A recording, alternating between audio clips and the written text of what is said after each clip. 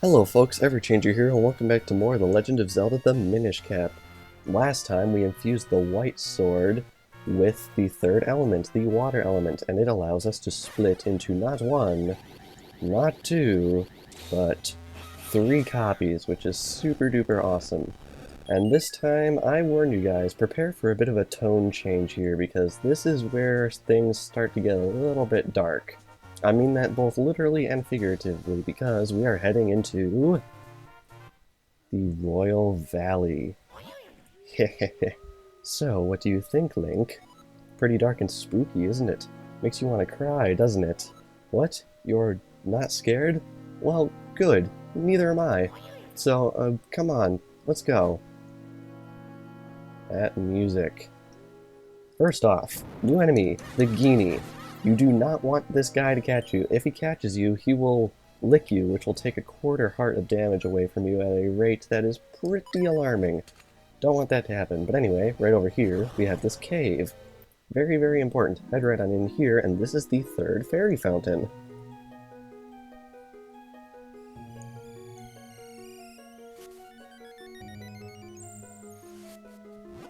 Welcome to the Adventurer's Spring. Would you tell me of the things you've seen on your adventures? Absolutely, let's do it.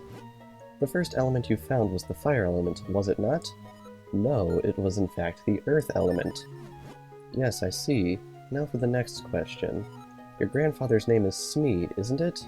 No, it is in fact Smith. Yes, I see. Now for the next question. Malari of Mount Cornell has 7 apprentices, does he not? Indeed he does. Yes, I see. Now, for the next question. The Blabbernut gives one the ability to understand the Minish, does it not? No, it was in fact the Jabbernut. Yes, I see. Now for the next question. The robe of the current king of Hyrule, Daltus, is white, is it not? No, it is red. I see. Thank you for telling me about your quest.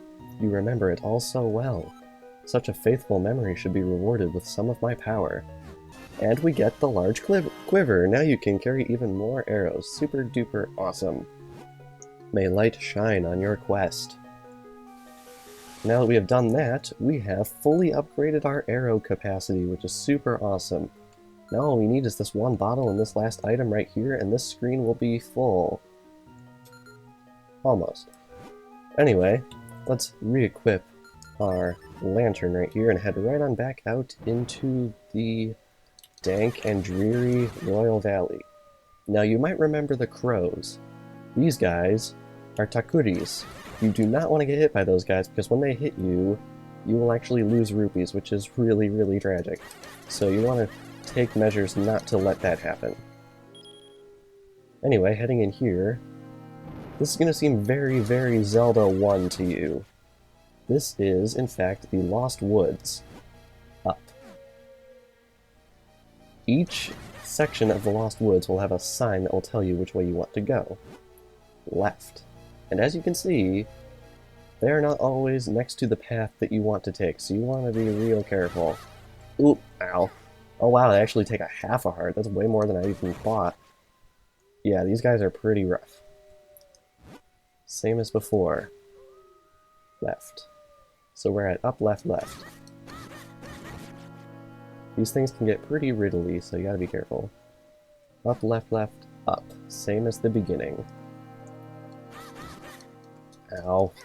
Ow. And yes, you can slash down these signs, so be careful. Alright, we're working on up, left, left, up. Up, left, left, up, right. Each one of these has a Genie, so I'm gonna warn you, be careful. Up, left, left, up, right. Same as 2 before. Up, left, left, up, right. So I think we want to go up. And that will bring us through to another part of the Royal Valley, which is equally as dark. But I think once we progress a little bit further, it should clear up. Am I right about this? This is important. There is a key gate right here, so you're gonna need to get a hold of that key. Unfortunately, we don't have very many leads on that, so we're gonna have to sort of search around a little bit. Alrighty. Up here there is nothing, so I think what we want to do is we want to head over this way. Because, spoiler alert, there is someone around here that can actually help us. Here we have...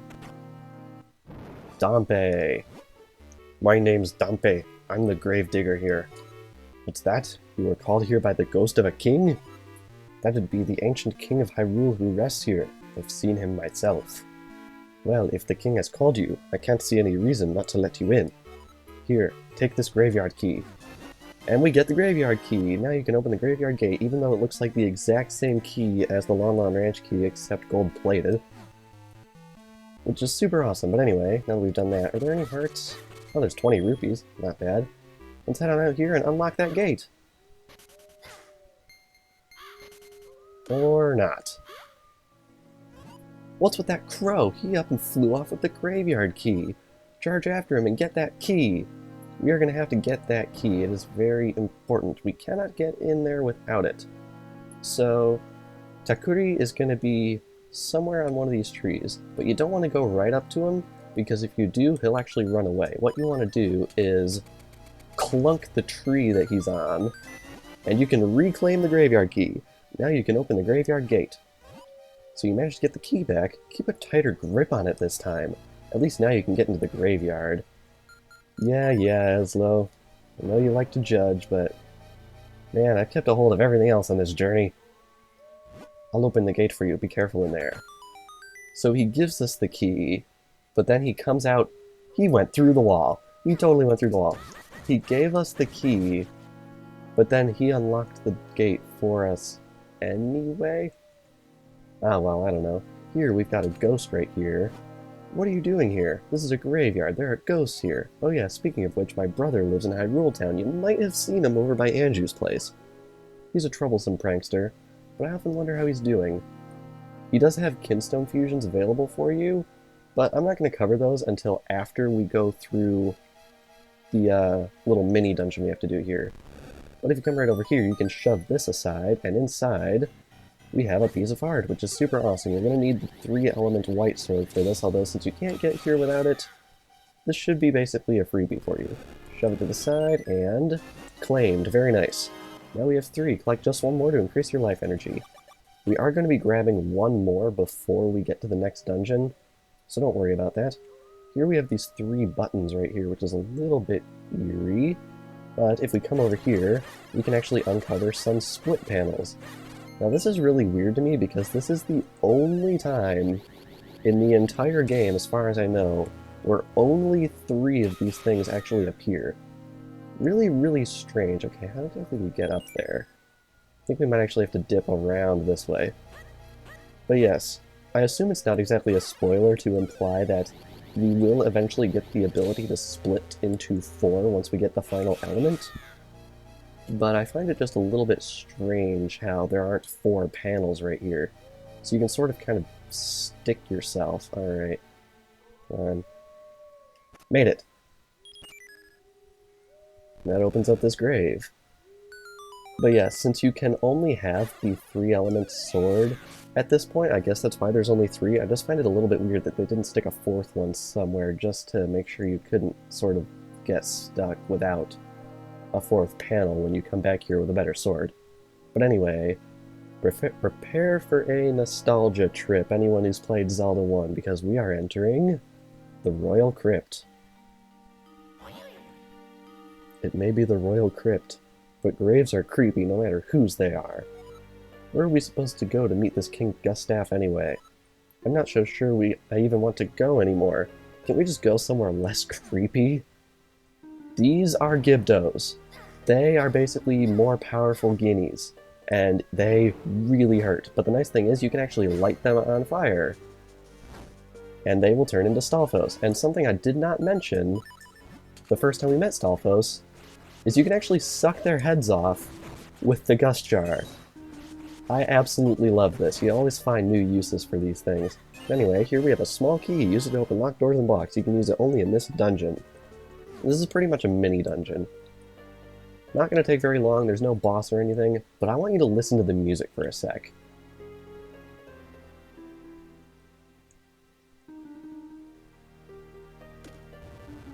It's basically the dungeon music from Zelda 1, remixed. I find that absolutely awesome. Really, really cool throwback. Not the only throwback to previous games as we've seen. But anyway, here we have 3 locked doors. Or do we? These are trap doors.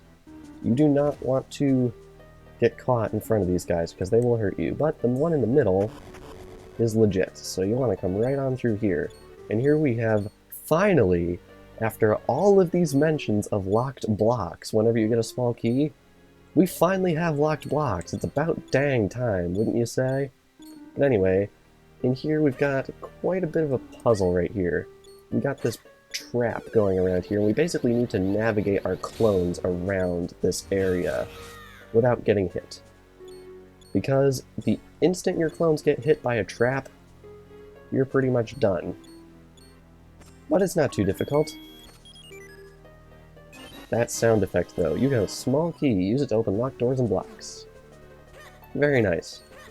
But we only have 1 key. There are 2 blocks there. So what we want to do is we want to come over here and once again use our cloning powers. I'm going to have to wait for that to come back? Yeah, I am. Let's just chill out here for a little bit. And once again, I want you to take a gander at the sound effect that plays when you grab a crap. When you get a small key in this dungeon, because, as you can imagine, it's yet another super awesome retro throwback. 3, 2, what? Okay, I swear to God I'm not this bad at walking over pits. So how's your day been? What you been playing recently? I've been playing, you know, Minish Cap. And not sucking at it. What are you talking about? Alrighty, listen to this sound effect. So classic. I absolutely love how they kept that in here. It's basically a one big, huge Zelda 1 reference. First we got the Lost Woods, and then we got this music, and then we got those sound effects. I love it. Super awesome. But anyway, now that we've got that, we can head right up here and break down both of these blocks. Head down into here. Ooh, there's ropes. I forgot about that. I want to be careful about these guys. And inside, we have some torches and a shut door. Now, what do you do when you see a set of torches in a Zelda game? You'll want to light them, of course. And that will spawn in Gibdos. Now, I could show off, I guess. If you don't take out their robes, they take a large amount of hits. So, your best bet is to sneak up behind them and... Ow. Okay, that guy totally mind-gamed me. Sneak up behind them... and light them on fire. Because then they only take a couple of hits as Stalfos. Ow. I'm taking a lot of damage in here, man. And in here... finally, after all this time, we have...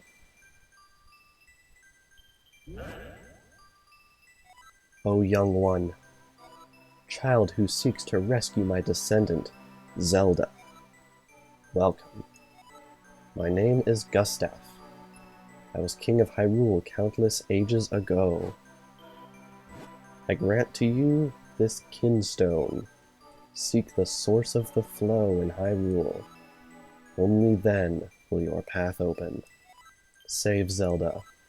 All of Hyrule is counting on you. And here we have a golden kinstone piece, yet another story-required piece. We're gonna have to find somewhere to make this kinstone fusion, and hopefully it won't take too long to locate. Fascinating. An ancient king of Hyrule? How strange. And the source of the flow? What do you suppose that could mean? And with that, we have returned to the Royal Valley. And we have a very interesting looking kinstone piece in our grasp. Check that out, it's got like a crown on it. We're gonna have to find somewhere to make this fusion. Where could it be? Well, I will leave you guys to speculate about that until the next episode. So, this episode we came here to the Royal Valley and explored the region, and we eventually encountered the resting place of King Gustav, who granted us a kinstone piece which he says will allow us to open the way to the wind element. And next time, We're going to be taking care of some side questy stuff here in the Royal Valley and beyond before heading off to wherever the source of the flow happens to be. I'm sure many of you may guess. But anyway, I will see you guys next time.